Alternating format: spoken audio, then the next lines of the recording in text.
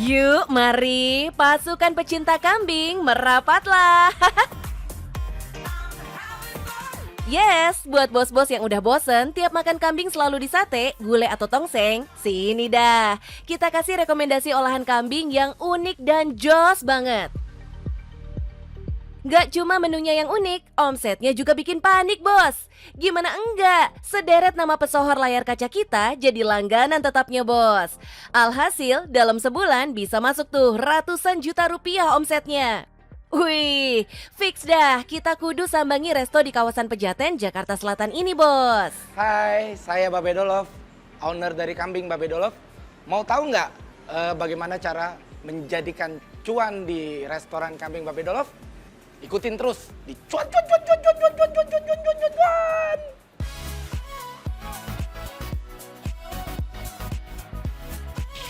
Babe Dolof membangun restoran ini di tahun 2017-an, bos. Modalnya nggak nyampe 7 juta. Nggak mau dong bikin tempat makan yang biasa-biasa aja. Babe langsung gaspol meracik menu yang lain daripada yang lain. Semua olahan kambingnya anti mainstream. Ini nih, si bintang utama yang paling sering dicari pelanggan. Si kambing gentong omes.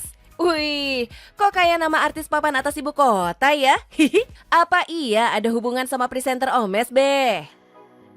Oh, benar ternyata, bos. Dan ternyata Ananda Omes itu udah lama bersahabat sama Babe. Udah bro banget deh. Udah lama juga Omes nggak bisa ngerem makan kalau Babe yang masakin. Nggak cuma Omes, tapi sederet selebriti lainnya kayak Vicky Notonegoro, Bastian Kobo Junior, komedian Desta, sampai Steffi Zamora juga udah kadung jatuh cinta sama resep-resepnya Babe. Singkat cerita, Babe sengaja bikin menu spesial ini buat para sahabatnya, yaitu Ananda Omes, Vicky Nitinegoro, dan Pepi. Wah, yang punya nama girang dong ya. Mereka sahabat-sahabat saya yang kebetulan mereka mau dipakai namanya dan alhamdulillah kita tidak bayar. Ada lagi nih, pesohor tanah air yang doyan banget makan masakan Babe Dolof. Pasangan Amar Zoni dan Iris Bella. Sampai-sampai buat acara akikah buah hati mereka, keduanya sengaja pesen ke Babe. Mulai dari milih kambing, menyembelih, sampai masakin dan mengemas buat tentengan dan suguhan tamu. Beres semuanya. Jadi penasaran deh.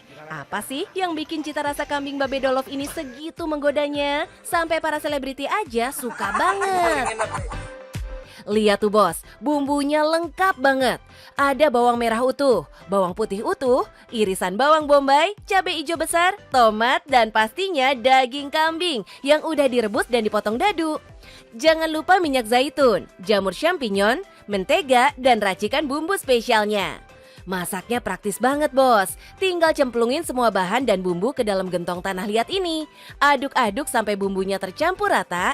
Terus masak deh ke dalam oven selama 30 menit.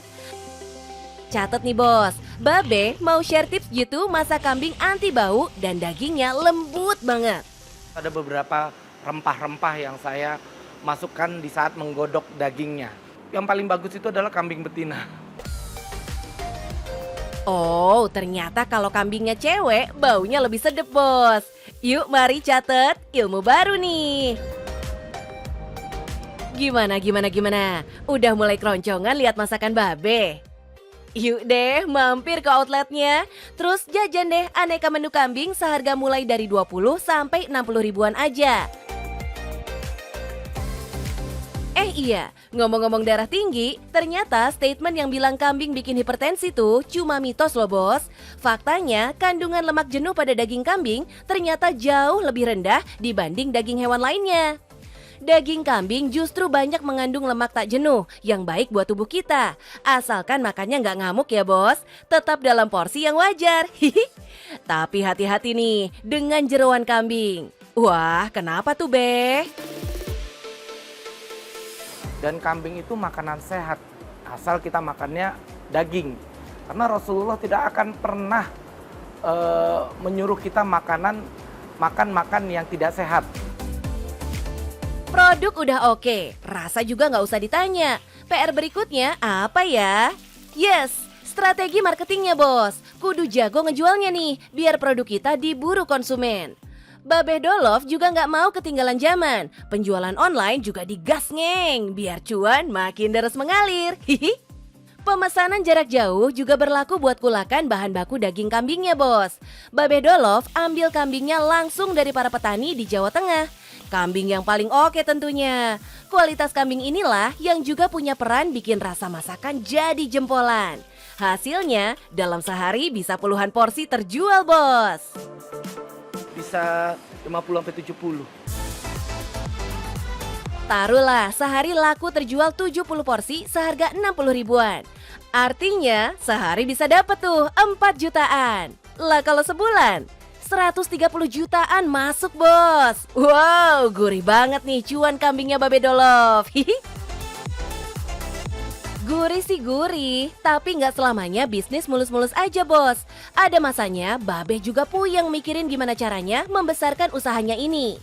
Mulai dari susahnya nyari lapak tempat usaha, sepinya penjualan, sampai hantaman pasca pandemi. Yang paling ngeri itu adalah pasca pandemi. Karena pasca pandemi itu setelah 6 bulan belakangan ini itu yang menurut saya paling hebatnya di situ. Apalagi kita diharuskan pindah karena ada masalah waktu di Kemang. Tapi untung mental seorang pengusaha tuh kayaknya terbuat dari baja. Jadi strong, bos. Nggak kenal tuh yang namanya mundur teratur. Yang ada sikat terus, maju pantang mundur. Kalau udah diusahain sampai mentok, kelihatan kan hasilnya? Yes, yang namanya usaha mah gak bakal mengkhianati hasil. Asalkan dijalankan sepenuh hati, fokus, dan gak setengah-setengah. Yang penting kita itu berani memulai, berani melangkah, jangan ragu-ragu untuk menciptakan hal-hal baru. Yang penting cuan.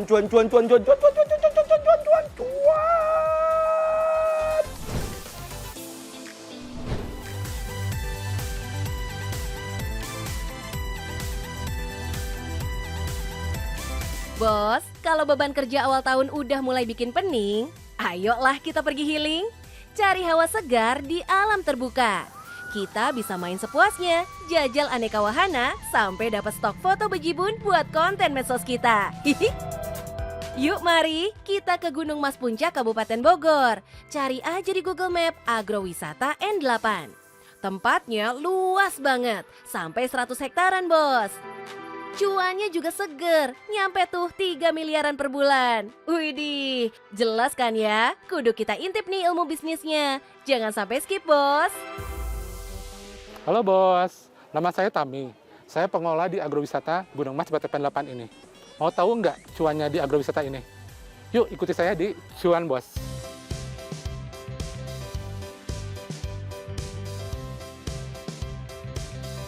Tempat yang hawanya sejuk dan segar ini udah buka sejak 2009 silam, bos. Konsepnya one stop holiday. Pengunjungnya selalu rame, mulai dari keluarga, rombongan perusahaan, sampai pasangan yang lagi kasmaran pada main ke sini. Ini dia nih, Tea Bridge yang bikin kita bisa menikmati keindahan kebun teh. Tiketnya 10 ribuan aja. Mumpung makeup masih on point, yuk cekrek-cekrek dulu. Di sini pengunjung dari pagi sampai dengan sore itu memadati jembatan ini hanya untuk sekedar berfoto-foto dan menikmati keindahan alam Gunung Pangrango di sini. Siap-siap seseruan di alam nih. Yuk kita tunggangi si Vin Komodo ini. Wah, kita akan diajak merasakan serunya off-road di tengah jalur kebun teh. Treknya dijamin seru dan menegangkan. Karena kita bakal diajak melibas jalur kubangan air sampai lumpur yang muncrat-muncrat kemana-mana. Paketnya ada banyak pilihan, bos. Short trip sejauh 4 km, tiketnya 400 ribuan. Nah, kalau mau lebih puas, ambil yang long trip sejauh 6 km, seharga 600 ribuan. Yang baterainya masih penuh, energi masih strong, yuk lanjut kita naik Flying Fox. Kita bisa melintasi kebun teh dan badan sungai sepanjang 200 meteran. Wih, Syaratnya bobot tubuh kita nggak lebih dari 100 kg, biar proses meluncurnya mulus, bos. Tiketnya 70 ribuan per orang. Nggak usah takut pulang kemalaman, bos. Sekalian aja nginep di sini. Ada fasilitas glamping Riverside yang bersih banget. Seru banget kan staycation di sini? Udah pada kelaparan ya seharian main kesana kemari? Yuk deh, kita ngeliwat aja di depan tenda. Beh, nikmat banget bos rasanya. Kamarnya juga ada beberapa opsi, bos. Ada Riverside standar dan VIP. Harganya masih masuk akal banget, bos. Yang VIP aja di weekend dibanderol sekitar 800 ribuan. Kalau di weekdays lebih murah lagi, cuma 600 ribuan aja. Nah, Riverside standar lebih murah lagi, antara 400 sampai 500 ribuan aja.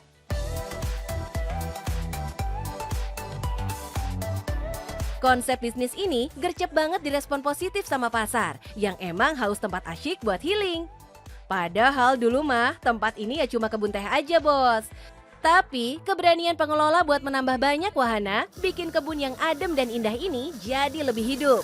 Jadi emang deh kalau mau berbisnis ya yang total, bos. Gali tuh ide-ide menarik yang unik dan belum ada di tempat lain, biar para pengunjung jadi pengen balik lagi dan lagi. Hasilnya kelihatan banget di omset yang masuk tiap bulannya, bos. Pada masa transisi sekitar 1,5 miliar. Pada saat sekarang puncak bisa mencapai sampai 3 miliar rupiah kurang lebih. Wah, jos banget ini sih. Cuannya beneran sesegar hawa pegunungan. Tapi yang namanya usaha ya kudu siap menghadapi segala hal yang tak terduga ya.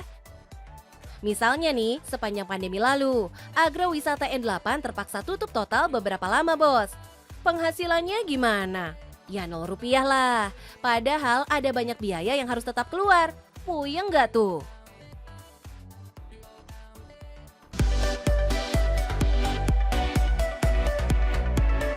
Untungnya semangat buat fight back-nya kenceng, bos. Hasilnya agrowisata N8 sekarang udah sehat kembali dan pengunjung sampai pada antri. Rahasianya adalah promo andalan segala zaman, yaitu promosi dari mulut ke mulut yang tetap jadi kuncian. Selain itu, tim N8 juga rajin banget posting di media sosial, bos. Hasilnya, banyak pengunjung rela datang dari luar kota. Asyik! Untuk mengelola agrowisata ini, ada beberapa trik dan saran untuk Anda semua. Pertama, kita harus punya inovasi dan kreativitas. Lalu kita juga harus mempunyai dan mengetahui tren pasar yang ada sekarang. Lalu yang ketiga, tentu saja, cuan, bos.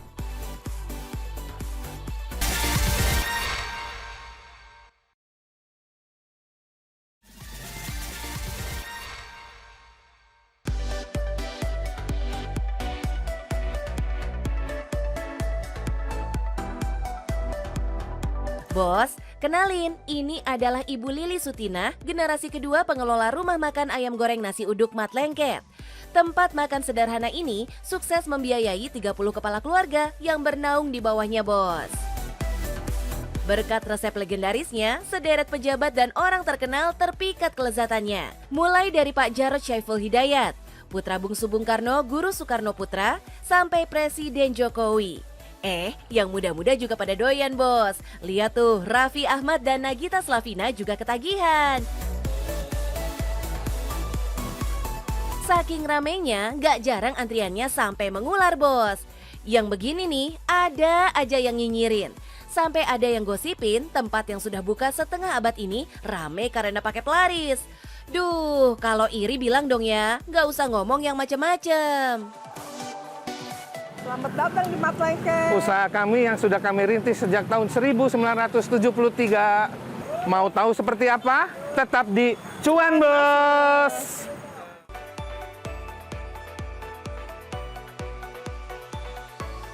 Setiap hari, ratusan ekor ayam habis diserbu para penggemar Mat Lengket.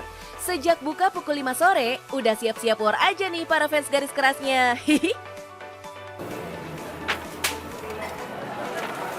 Jadi, Mat Lengket bisa menghabiskan ayam kampung itu sekitar 300 ekor per hari.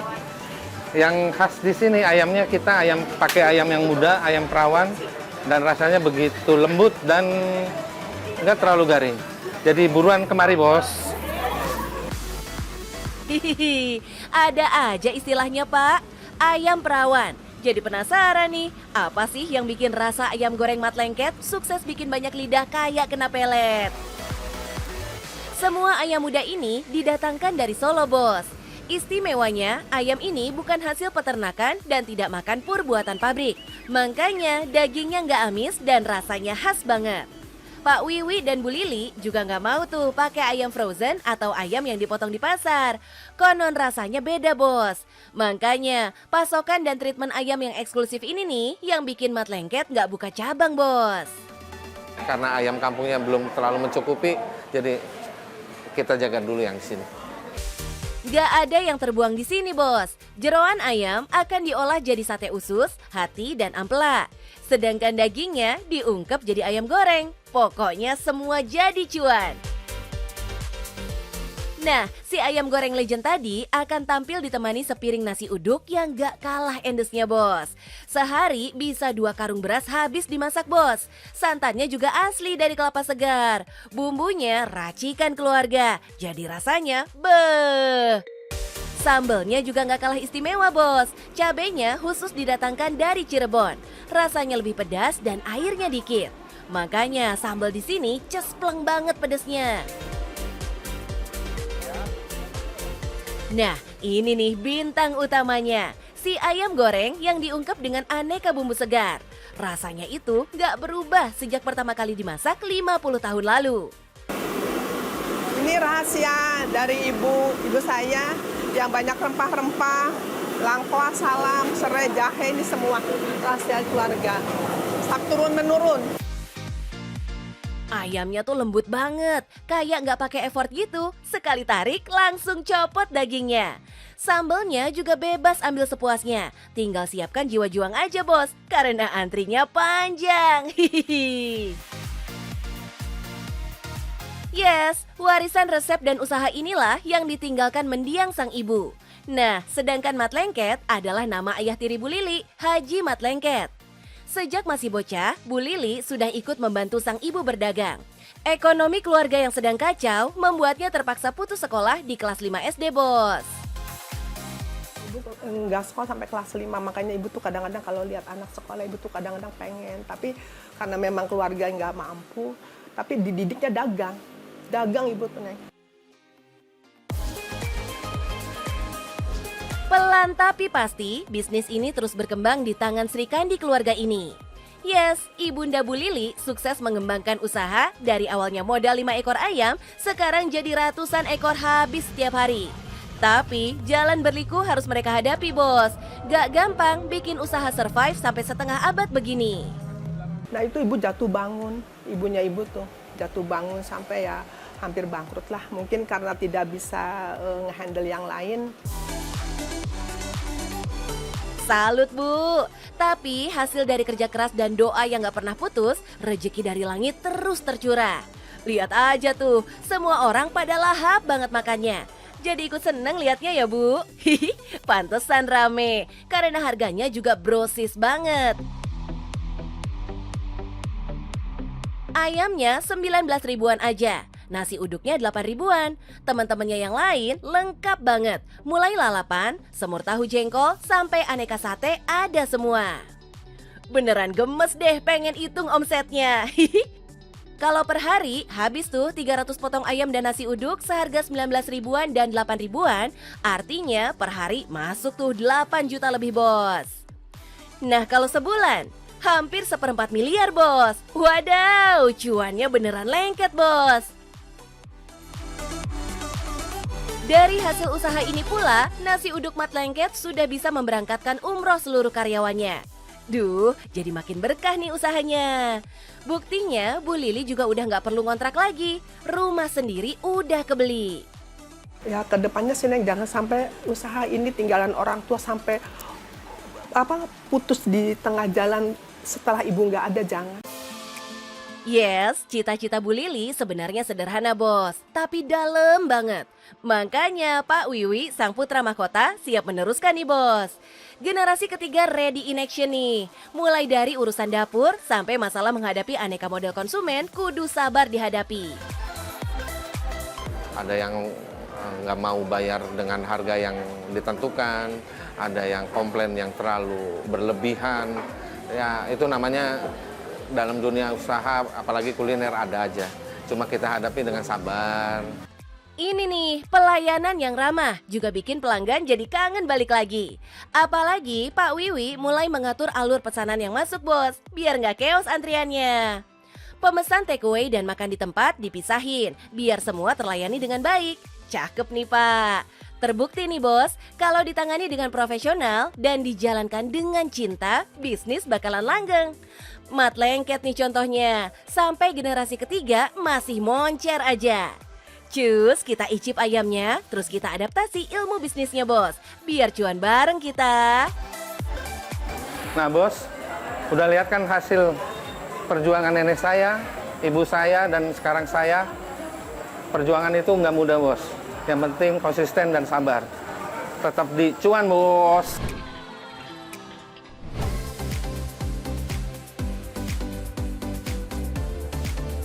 Bos, sugar apa yang gak manis? Tapi bisa bikin kita meringis, gemes sampai mau nangis. Yes, sugar glider.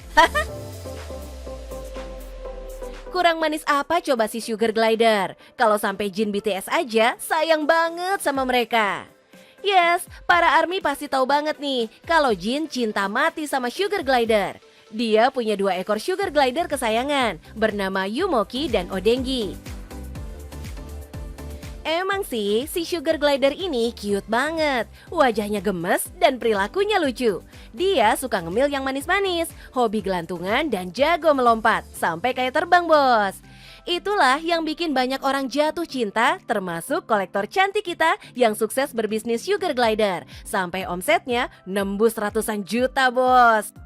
Aku sudah selama 3 tahun mengembangbiakan hewan yang lucu ini. Kalau kalian mau tahu lucuan selanjutnya, bisa tetap stay tune di Cuan Bos.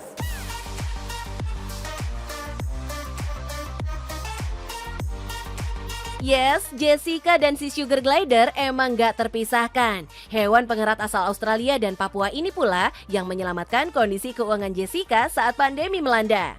Si mungil berbulu dan bermata besar ini laris banget dicari orang. Sampai akhirnya Jessica memutuskan untuk membudidayakan si ekor panjang ini dengan serius. Awalnya Jessica berbisnis pet hotel, terutama buat anjing. Tapi peluang cuan dari si mungil ini sukses memikatnya sampai akhirnya Jessica banting setir dan mulai memelihara satu demi satu di rumah. Sekarang ada sekitar 40 ekor sugar glider berbagai jenis yang dikembangbiakan di sini. Terutama jenis klasik grey, platinum, karamel, dan beige. Nah, kalau ada sedikit kelainan genetik yang estetik, misalnya bermata merah gitu, harganya bakal naik lebih mahal, bos. Rata-rata, seekor sugar glider bisa didapat seharga 600 ribuan per ekor. Biasanya, seekor mama sugar glider bisa melahirkan 1-2 ekor bayi yang siap dilepas ke pasar setelah selesai masa menyapi. Biasanya tuh di usia 1,5 bulanan lah. Nah, mereka nih aktif banget, suka bergerak ke sana kemari. Itu tandanya mereka sehat, bos. Nah, hidung kecilnya itulah yang mereka pakai untuk mengenali sang owner dari baunya. Nah, kalau mendadak mereka mencium bau asing yang membuatnya terancam, dia akan berteriak begini, bos. Ini tandanya dia sedang mengintimidasi musuhnya. Wih, kecil-kecil pemberani kamu ya, Dek. Nah, perawatan rutin juga perlu banget, bos. Terutama kalau doi tinggal dalam rumah. Rajin-rajin gunting kukunya. Tapi hati-hati ya, jangan sampai kena kulit motongnya. Mandi juga kudu, bos. Seminggu sekali lah minimal. Karena si sugar glider nih bisa mandi sendiri, kayak kucing gitu. Hati-hati ya mandinya. Jangan sampai malah bikin mereka jadi sakit. Yang note paling penting itu adalah kalau dikeringin itu dia nggak boleh pakai hair dryer. kupingnya ini sensitif karena dia kuping ini tuh kayak hanya selembar tisu begini. Kalau kering itu mereka bisa luka jatuhnya, luka lalu kupingnya akan kayak copot dan tidak bisa balik lagi. Jadi kan jadi kayak cacat ya. Jessica nyediain jasa grooming sugar glider seharga mulai dari 35 ribuan aja. Nah, walaupun sugar glider termasuk binatang omnivora, tapi tetap aja makannya nggak boleh sembarangan ya, biar dia tetap sehat dan nutrisinya seimbang.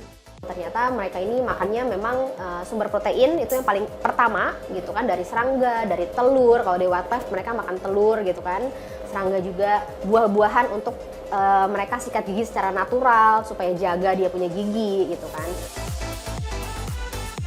Kalau nggak sempat bikin sendiri, beli aja. Jessica sediain juga, bos. Hihi. Nah, dari sini pula sumber cuan paling besarnya, bos. Nah, jadi ini bahan-bahan yang aku buat ini dia tanpa pengawet. Jadi tahan 1 tahun sejak kalian beli gitu. Jadi ini aman banget untuk sugar glider kalian. Jessica emang menyediakan semua kebutuhan si gemas ini, bos. Kalian bisa membelinya secara online. Lihat nih, ada tempat tidur juga yang semuanya ia bikin sendiri. Wah, keren lah pokoknya. Lengkap semua per sugar glideran di sini. Buat ketemu para pecinta sugar glider, Jessica juga rajin ikut pameran di mall-mall biar pengunjung bisa berinteraksi langsung, terus jatuh cinta deh. Hihi. Wih, jadi penasaran nih, berapa cuan yang datang dari pesona si mungil yang menggemaskan ini? Ya mungkin sekitar 40 juta ada kali ya Pak ya? Ya ada lah dari breeder ya. Nah kalau pakan ternak sendiri itu omsetnya biasanya kalau omset bisa 100, bisa ya lebih banyak. Wih, edan nih omsetnya, cakep banget. Nah, buat Anda yang pengen pelihara, kudu komit banget buat merawat ya bos. Nggak cuma seneng-senengnya aja, tapi kudu siap memenuhi kebutuhan si anabul kita ini. Nah, kalau pengen jajal budidaya, boleh banget kontak Jessica buat dapat indukan terbaik yang potensial menghasilkan anak-anak gemas. Nah bos, jadi gimana? Manisnya cuan seperti manisnya sugar glider ini. Bagi kalian yang mau mulai bisnis hewan, diusahakan dari hobi dulu ya bos, baru cuannya. Yang penting cuan bos.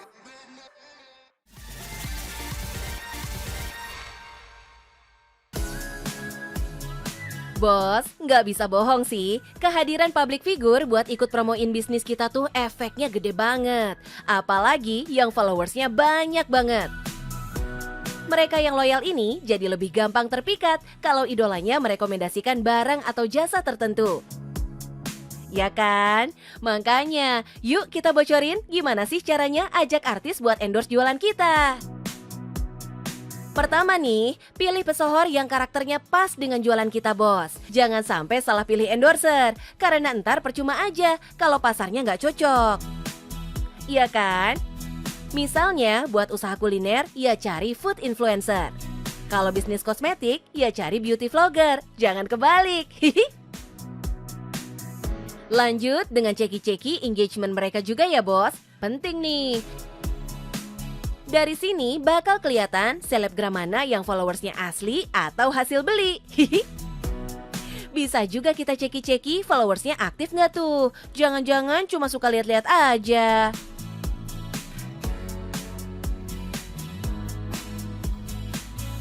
Kalau engagementnya udah meyakinkan, lanjut deh tanya rate cardnya. Cocok nggak dengan budget kita? Kalau belum cocok, jangan langsung kabur ya. Tetap ucapkan terima kasih dan sampaikan keinginan buat kerjasama lain waktu.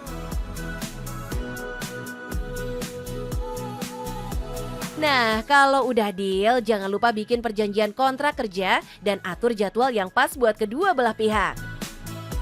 Ini memang bukan satu-satunya cara buat promo ya bos. Tapi bisalah dicoba, terutama kalau budgetnya ada. Kalau belum ada, ya nggak usah maksa.